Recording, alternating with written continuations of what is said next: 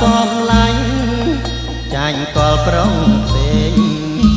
វិលវល់វងវែងនឹងលបែងតណ្ហាកាលនៅគ្រាក្រស្មងសគ្មានពីមកដល់អូស្ត្រាលីអូនប្រែ